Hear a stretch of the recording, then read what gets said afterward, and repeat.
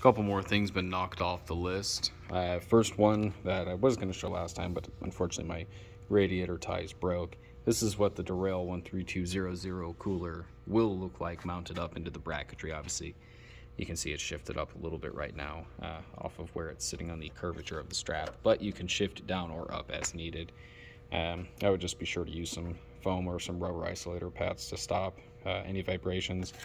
I do still need to mount the filler or the filter for it. I did a bunch of poking through some fairly old Petters Fast Rack posts in the GTO forums from 06, 07, 08, and a lot of guys did have fairly good success with these, since I would like to keep my stock rack in this for as long as possible, since Petters racks either they leak profusely or they're unobtainable. Another thing that got wrapped up recently is this. This is a Derale 16826, I believe is the part number for it. It's been modified a little bit. It's had earlets welded onto it to fit into the factory style or the OEM style GTO shroud tabs, which, you know, that was done by Scram. I talked with them and we went over some measurements and everything. We started doing some test fitting on it, just with these earlets bolted on, some holes cut, and these bolted on. We ended up shifting it over about ½ an inch, so it actually doesn't sit quite square, but that's not particularly an issue. It is an incredibly tight fit. There's barely any room at all, but I have absolutely no doubts that this will function exactly as intended. And it's a fairly close CFM fan setup to the OEM one, so I don't think I'll have any heating issues. We also added a bung for my steam vent hose. I did have to reclock the passenger side plus the driver's side for clearance for the tensioner brackets here and the casting on the water pump here. But the belt drive is just about completed. I measured out belts, got the right length green belt first try.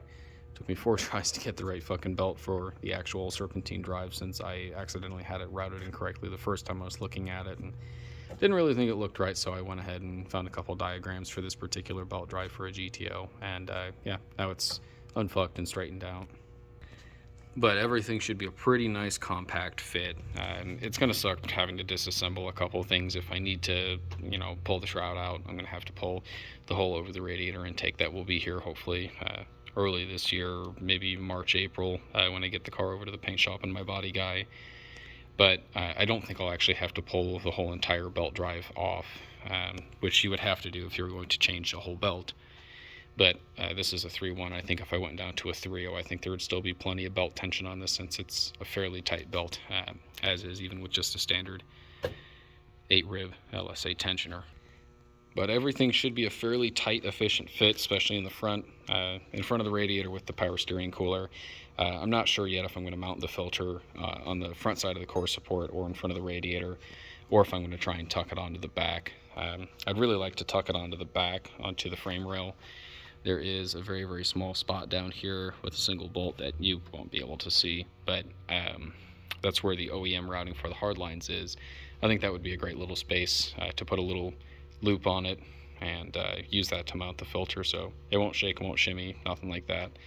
And it'll be far enough away from the headers and anything else that'll make heat that it shouldn't particularly be an issue.